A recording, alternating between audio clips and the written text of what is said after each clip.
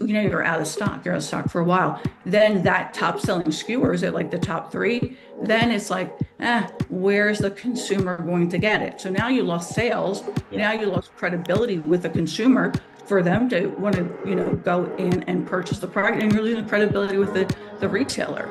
So it all kind of comes full circle. Lisa, thank you so much for joining us. It's been great getting to know you since you moved into the Austin community. And I was so excited to see you start the coffee meetup in the beauty space because I think it's something that is so needed in the community here. I would love for you to tell everyone a little bit about your professional background and what you were hoping to get out of starting this coffee meetup and a little bit about yourself. Oh, thanks, Lindsay. Thanks for having me here. I help brands accelerate from product development to, you know, launching on retail shelf, and then also managing them too once they're on shelf as well. So I've been doing that for, oh my goodness, like 20 plus years, and I love it. Like it's the first day. I've worked with a lot of brands. It started out with indie brands, but it's become a global brands and international brands, international celebrity brands. So as well. Yeah, so it's really, really grown. The portfolio has grown, but my heart's always been with indie brands. But I've created such a culture. And I moved to Austin. You were like, fine, like a city just like calls your name. It's like that's Austin has such a vibrancy. And also, my gosh, I like sold my house within seconds, literally in a day. And I lived in Virginia pretty much, I mean, literally all my life. And I'm like, okay, where do I want to go? I have this flexibility to go, and since I work from my very flexible with work, so I moved to Austin. My family's here, my son's here, his wife's here. They're planning a family. I'm like, why not? And Austin has such like a great community of founders, right? Like these sparky founders. So I started just going to meetups because I didn't know anyone, and I wanted to jump in to the Austin vibe.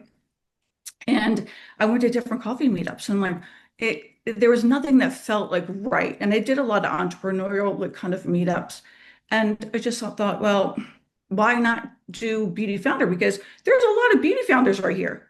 A lot of product development companies and factories here. So I started that, and we're like on our fourth one coming up. But what I noticed is it was really started for beauty founders, right? But it just like morphed into all these really cool companies coming together, and they became such a resource. So now it's, you know, become people can't wait to come to the coffee meetup. And so I'm like, okay, great. But it was really originally for the beauty founders, because like beauty founders kind of can be a lonely kind of lonely place, right? You're making decisions on your own, you're by yourself.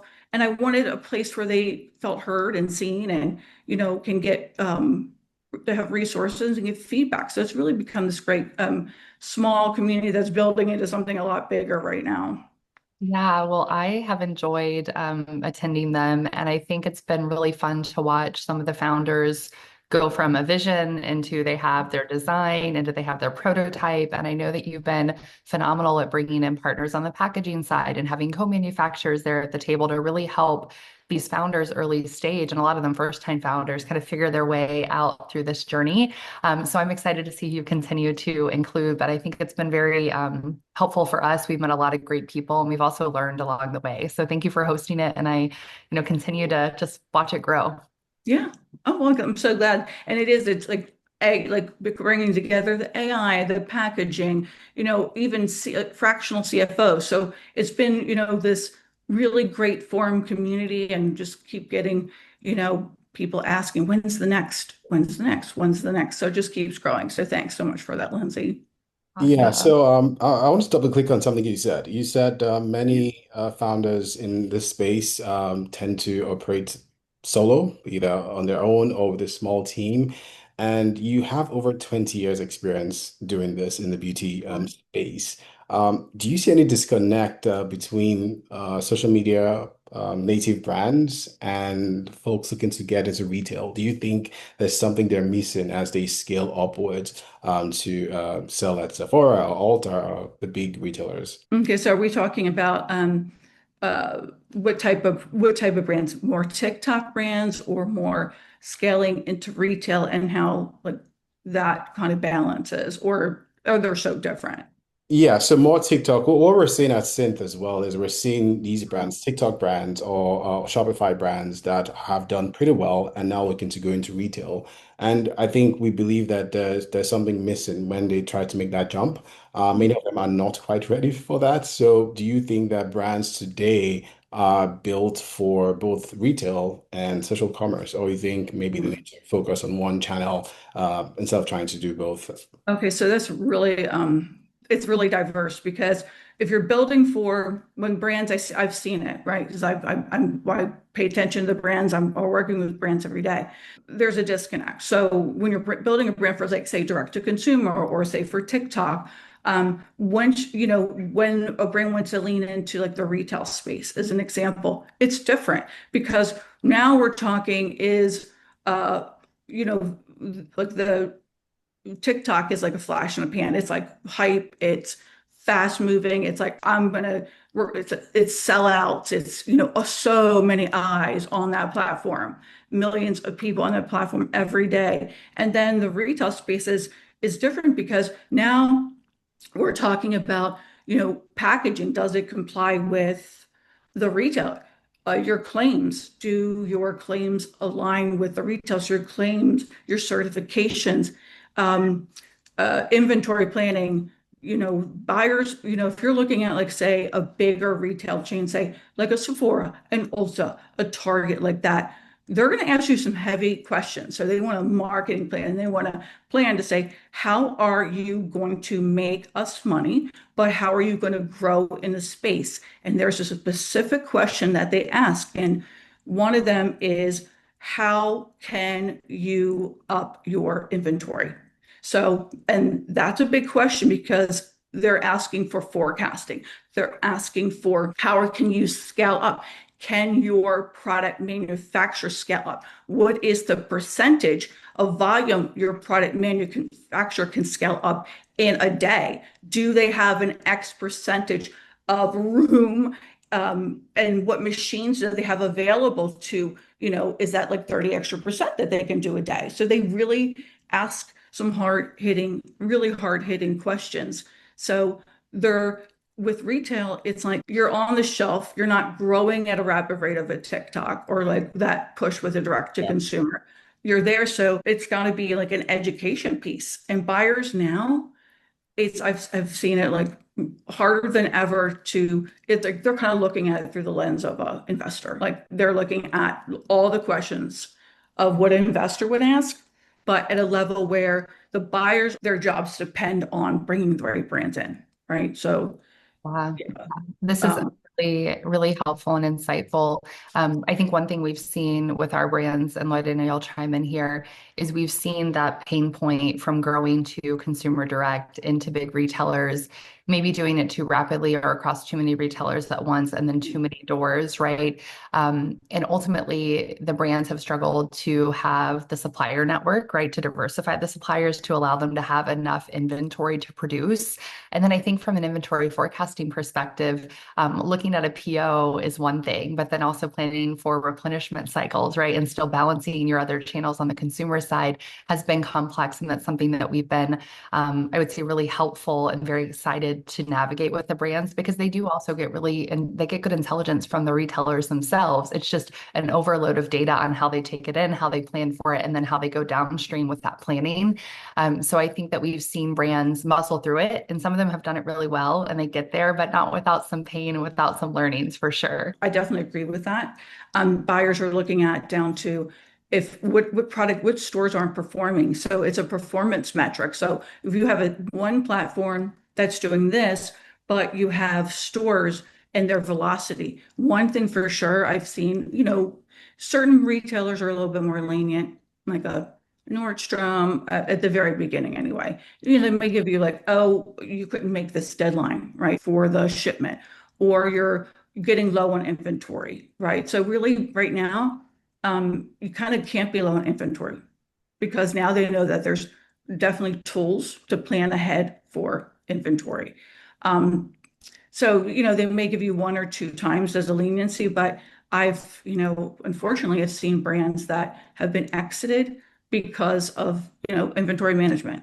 When nowadays it's when someone says, "Hey, we sold out," online, you see that on social media. Oh, we sold out. It's actually not a good thing. It just makes a brand not look as tuned in to their ops and support. Yeah, I agree with that. I think for a while, and still there's a philosophy of like, okay, you're sold out and there's FOMO, right? Because you've missed out on something that is phenomenal and everyone bought it. But brands recognize too, if they're sold out, it's lost revenue. And often it's lost revenue for weeks or months, depending on the cycle of their supply chain and the people that they have working with them on their behalf of producing those goods. So I think that the lost revenue quantification for being out of stock is meaningful, and it's really a huge pain point for a lot of brands. Yeah. Oh, wait a minute. To add to that too, is you're out of stock. You're out of stock for a while. Then that top selling SKU, or is it like the top three? Then it's like, where's the consumer going to get it? So now you lost sales. Yeah. Now you lost credibility with the consumer for them to want to, go in and purchase the product, and you're losing credibility with the retailer. So it all kind of comes full circle. So when Lindsay and I have meetings and conversations with investors, the one thing we ask is at the end of it is, how excited are you about Synth? Like, why would you want to be part of Synth? And from a buyer's perspective, I would love to hear from you. Why should a buyer be excited about a brand? Why would they want to work with that brand? One of the big top things is they want to see a strong team. So before there was a lot of fluff in between, not just fluff, but the buyer now is like, they ask hard-hitting questions up front. So it's not as though before, where you could put the pretty pictures in place. They want to see like how the slides of like your ops team, who is your team, who is your product manufacturer. And they're gonna ask those questions. They're gonna ask you to, put it in. They have a spreadsheet. Who is it? Where are they located? Who's your point of contact? So there's kind of like no stepping around it any further. So yeah, so when it comes to operations, like that's really important because there's so much competition in the retail space. I mean, we just saw that today the news came out that Space and K, they got acquired by Ulta Beauty. I mean, that kind of positions them in a good way, in a very good way, to understand that UK market, to step into it in a different way. There's a lot of brands, right? Like I get presented with a lot of brands. So imagine the buyers getting presented with hundreds of brands and emails and packages just flooding their offices or, home offices.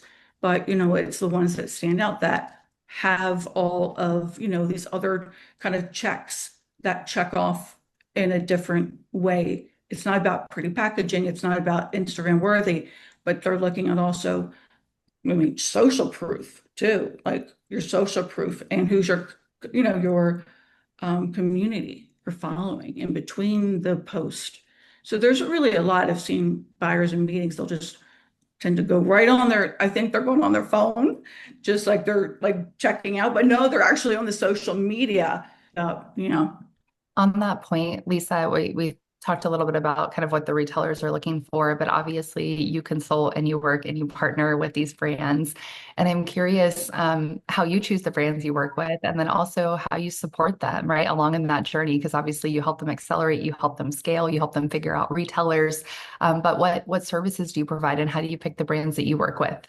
Yeah, well, I pick and choose. So one thing is I have to like the company, the founders, the people behind it. But if it's if it's a brand that I'm like, I really can get you retail distribution because I work on ethics and it's very important to me.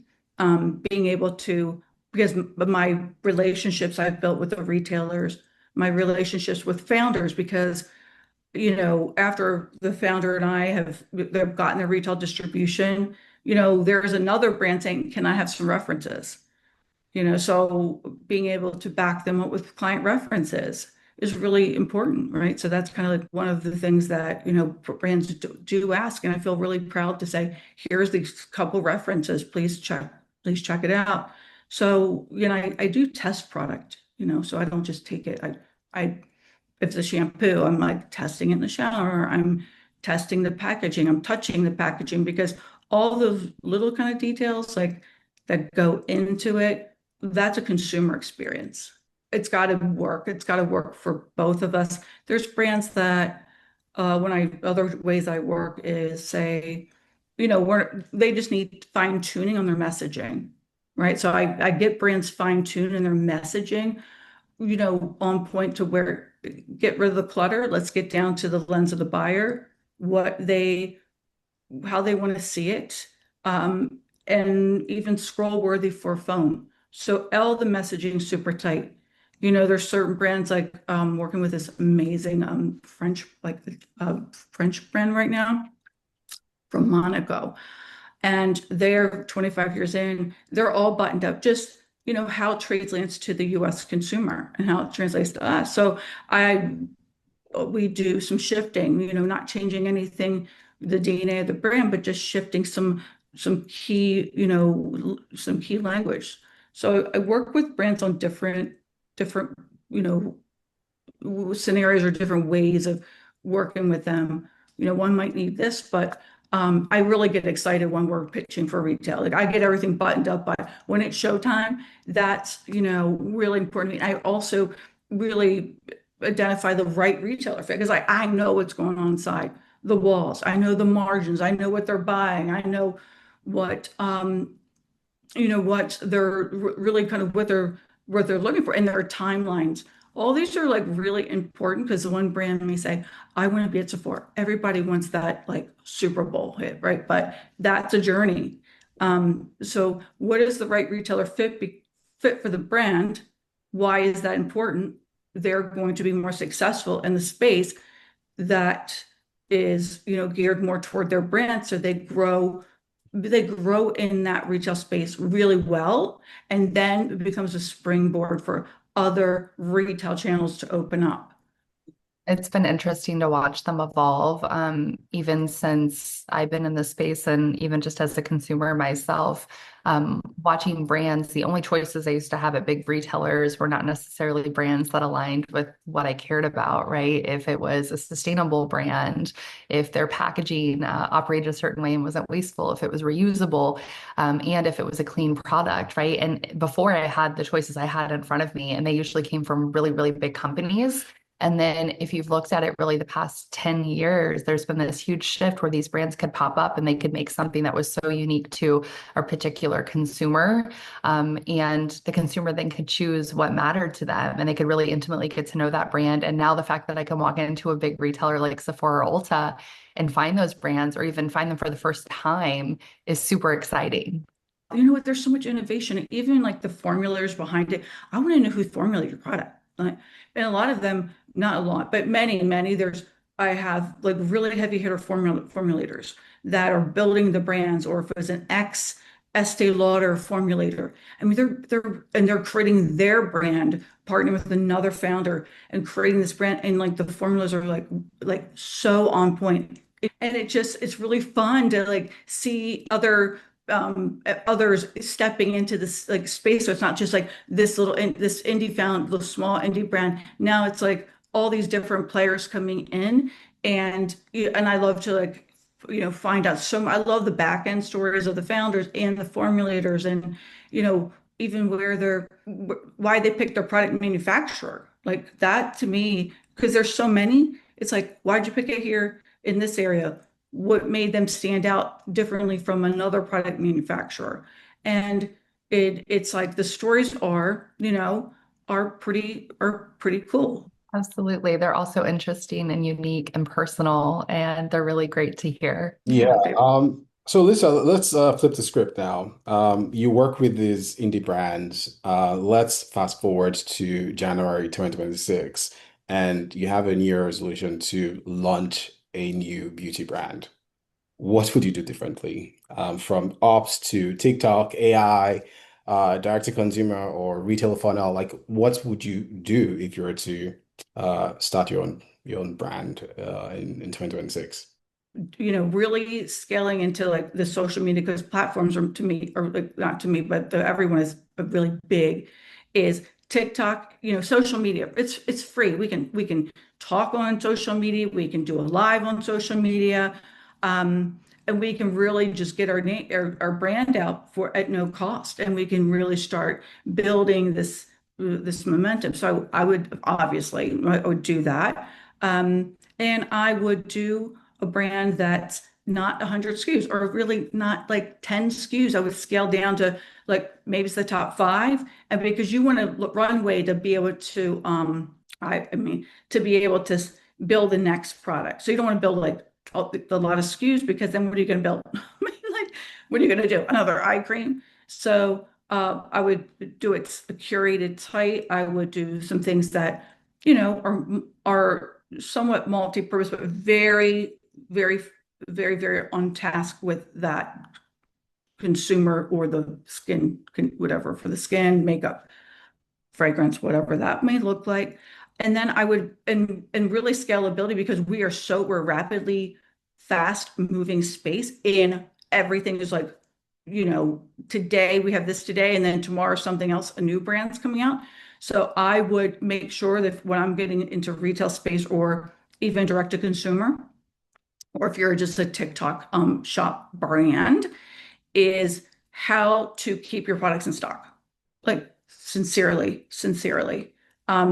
because some brands, some indie founders aren't really founders, more creative, right? They're more that have a creative mind, is building it well. So you what inventory you need next. So you don't want to run out of even ingredients, the ingredients for your product. Because right now, we can be out of ingredient for 6 months, 8 months, a specific ingredient that's used in your product. And you just can't, because it's already been tested and you had a 3-month stability test. So you can't switch up an ingredient realistically if you're using that. So I would make sure stock levels of ingredients, stock levels of components, stock levels of, your packaging, stock level. What does that look like? What does that 4 to 6 month turn look like? How, those, having a system in place where it's you're really staying ahead of your business. Look, who wants to run out of product, right? And then you don't have it. And then you have to make something up, on social media that you sold out. Oh my God, this is such a great sellout. But if you're selling out, you weren't keeping track. You were so focused on the shiny product selling, and you weren't focused on the back end ops, right? So really, which is really super key. So, once they get into retail, they could be like a really cool indie brand, but then they get into retail. What they don't do, and it's really important, is if you're on that shelf, right? You've got that shelf space. I look at it as real estate, like per square foot. So that shelf space, whatever you get, is cost, right? So we got to make sure the buyer, you're putting it in, and the buyer, you're going to stay on that shelf. Viability. I've seen where we have to put your people in the store, training, I can going back to that, but training staff, because that's going to help your educating them, your sales turnover. It's going to solidify your relationships deeper in the store. It's going to, the buyers are expecting that, and putting your teams in there, and putting the founder going in, and having your staff and marketing. So marketing dollars allocated to that when you first go into retail, and longevity as well is super like number one important. Because if you don't take those steps and you start focusing on your social media and your photography, and you put your money in that bucket versus what you've just got retail, it's going to sharply turn, and you're not going to have that. You're going to sharply see like a lot of sales deteriorate, and like it's not the right strategy. So just building that strategy strong with the teams inside the walls are really, really important. Yeah, that's great advice. And as we think about, how we partner with brands at Synth and what we've seen, one thing sticks out, right? You have these founders that are often very creative, and they're phenomenal in so many ways. And they have these very marketing oriented minds, or very quality and detail oriented minds with formulation. But what we've seen is, like, if they don't have a strong operator in the business, or they don't have the tools and technology to help them scale, they get to a friction point where it causes failure. So one of those areas specifically is we've seen brands dialed in where a founder is balancing 10 different spreadsheets and 4 different systems and a 3PL and 10 suppliers and a co-manufacturer. And humanly, it is impossible for any great person, even a very, very strong operator with a ton of experience, to balance it all, right? And to be able to forecast and understand it and to be able to manage it all. So one thing that we believe we bring to the table and brands are really adopting is the automation through agents to be able to allow them to look at all those data sources, right? And drive meaningful intelligence out of it. And then more so to be able to act and automate on the human's behalf. So instead of having to coordinate, a PO manually or coordinate between suppliers or pick which one may be best, the fact that they can do that and automate those processes in a platform really helps save them a lot of time. The fact that they can they can process orders, right, overnight and over the weekends and things that they've manually had to do inside of business hours, it really allows them to have an efficiency gain and allow them to focus on more strategic areas of the business. And as it relates to inventory and inventory just being king, right, not only for their Shopify sales and their consumer sales, but on the retail side, there's tons of data that those retailers provide back to the brands. And traditionally, we've just seen a barrier with the brands being able to consume it and do something impactful with it. Some of the best brands we've worked with were dialed into the store level, right? They were looking at the sales reports. They were sending out teams in the field to go to the stores and look at their brand and see how it was performing, to build relationships at the retail level. But what we've seen is that automation of those reports and automation of the intelligence coming from that report and allowing the brand to have better insights on how they're doing at the store level and to think about that from an inventory planning perspective down to the components and down to the stuff that makes the goop is really, really critical. But the biggest differentiator is just automation, right? If you're a one-team founder or you have 3 contractors part-time helping you build this thing, you need some help. And we believe the best way to do that is through technology. Well, it makes a lot of sense, though, too, it's valuable to the buying team as well, right? So I know you're talking about like, oh, the brands that have, it helps a great deal instead of having 5 people. There's that one mistake that could be made, right? And I have recently heard it and seen it from a brand that ordered incorrectly. It cost them over 20 grand.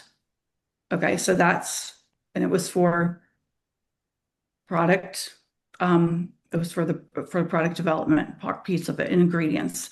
So that cost them, and it could have been avoided. But even like approaching buyers, like any extra thing that we can give them to lend credibility to the brand to say, this is what we have and this is what we have implemented and integrated into like what we're doing to make sure that we're going to be in stock and these are reports, show them a little sample report. It doesn't have to be the full report, but buyers love that. And we're all, obviously AI is a big tool that we're all implementing. We're all using some sort of AI, but here in the beauty industry, it definitely saves a lot of steps and supports the brand to focus on the brand. Yeah. So if you think about the value to the buyers, right, and the data that those brands can share to help show that they're on top of their game, but also you talked about forecasting, right, collaborating with those buyers and those retailers to not let them only dictate what your forecast is, but also for the brand to provide insight and intelligence there. What would you recommend for the brands to do, right? Like what would you tell them to bring and how should they navigate it with their partners and retailers? What I've seen is in reports, we have this, well, it's kind of automated, but spikes happen, right? Spikes in products. So it could be from a PR, it could be from a social media influencer. And we see this uptick, right? And the uptick is a very big uptick.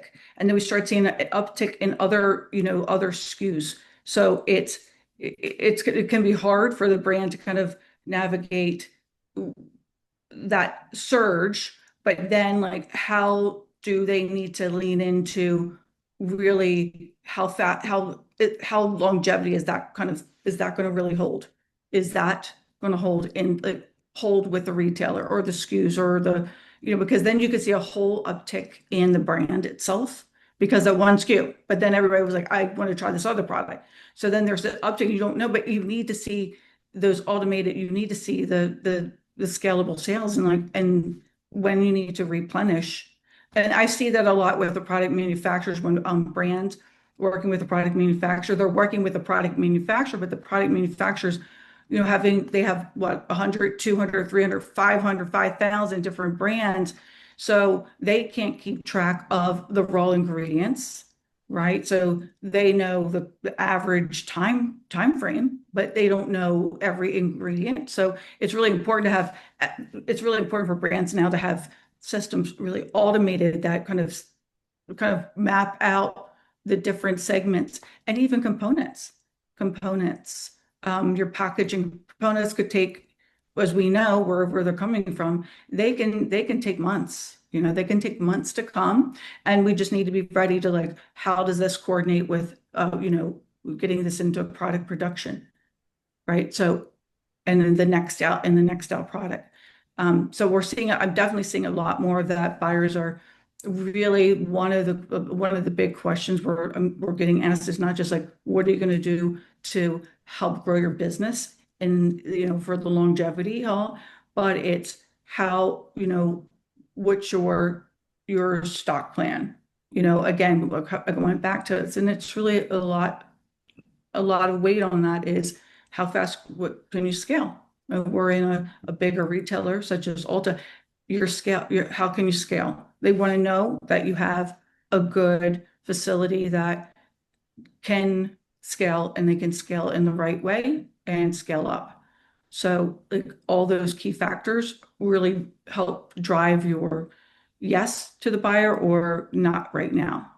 Come back to this, and many brands, they don't put the right relationships in place from the very beginning. And so that kind of dismantles the brand, 6 to 8 months down the road. Yeah, well, I mean, this is incredible, Lisa. Thanks a lot for sharing your nuggets of wisdom to brands. Here at Synth, we have a mission, which is to make it easy for small teams to grow and scale their businesses leveraging AI agents. We believe that in the next year and a half, we're going to see unicorn brands, so 9-figure brands, growing and scaling with just 5 people, and we're looking to make that possible.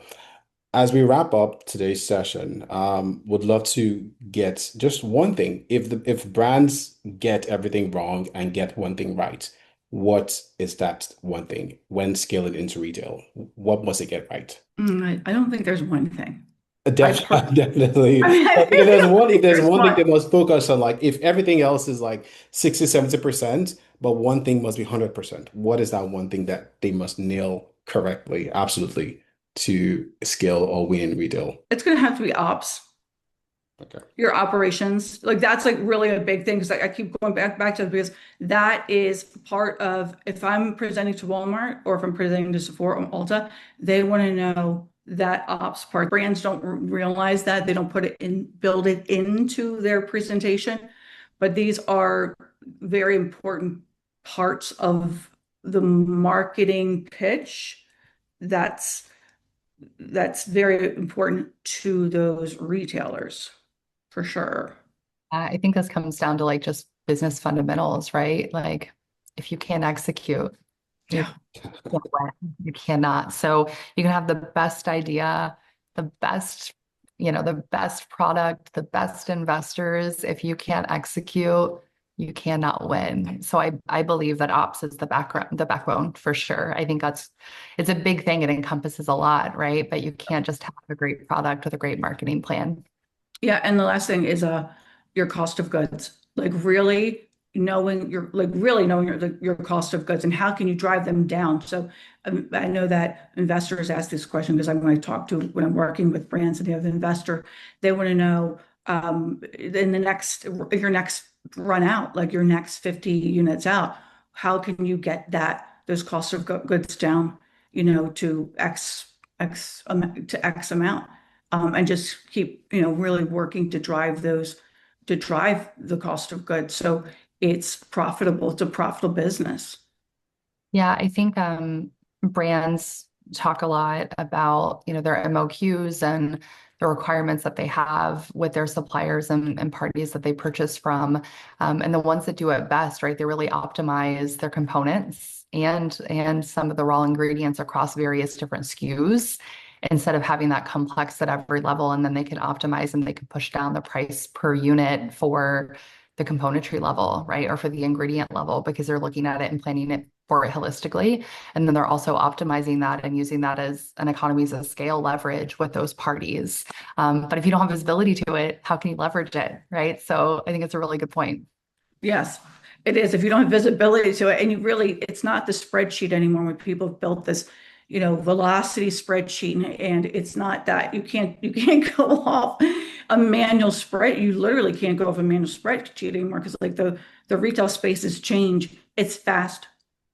Inventory is moving fast. Yeah. Things are moving fast. We have a lot of different other variables that are happening, but we have to be ready for it. We have to you can't be blindsided, especially with retail because the shelf space is so tight and they're not letting you got to have a really brand on fire to get the even e-com. Yeah. It's interesting since I got into this space, I now go into Ulta and I'm literally saddened when I go to the front to buy and I see all the discounted materials and the products that people have built and they put their heart into it and you just see them slashed and they've been pushed off the shelf and that they're probably not going to have a future there, right? I just look at those brands often, and sometimes they get discounted for different reasons, but often they get discounted because they're not performing and they're just kind of on these death shelves at the front. And I look at them so differently now. I literally think like, what could have went wrong in that brand? Where did it get wrong? I look at their packaging, I look at the messaging, right? I look at what it is, and I think about it a little differently. It's like the graveyard of brands that failed in retailers, and you have to have your ops dialed in. You have to. Yeah, you really do. And just one real quick brand is, I think we all can relate to this brand, Euphoria. Yeah. I found her. She did not, there was a misstep in the gap, the range of foundation colors, right? Seriously. But she didn't, no one, there's PR team, no one voiced it. It just sat there and everyone's like trying to figure out like, why isn't anyone coming forward to talk about this? Why? What I mean, she was on maternity leave, I get it, but their PR person didn't come out and speak about the shade range or the gap, or just tell the truth, speak the truth, and have it come from a real good place to recover. So those fumbles are really hard to recover, after you can't do damage control then. Well, it is so wonderful to have you on. You just have a wealth of knowledge and experience, and you're lovely. We just love meeting up with you, and I think that our audience will find this super, super valuable. So, Lisa, how do people find you, right? If they're a new brand and they think that they can use your consulting services, or they want to launch into retail and they feel like they have a phenomenal brand and need some guidance, like how do they find you? Well, one of the first things I say is Lisa at thebeautymatchmakers.com, because I love personal, I love getting personal with people. The second is Lisa at thebeautymatchmakers.com e-com, or Lisa Matchmakers on Instagram. But that connection to connect with me personally, that's like my main driver. So yeah, look me up other on socials, but personal, like it's Lisa at thebeautymatchmakers.com. Thank you so much for joining us. Thank you. Well, thank you. Thank you guys for having me. And I can't wait to see you guys at the next meetup.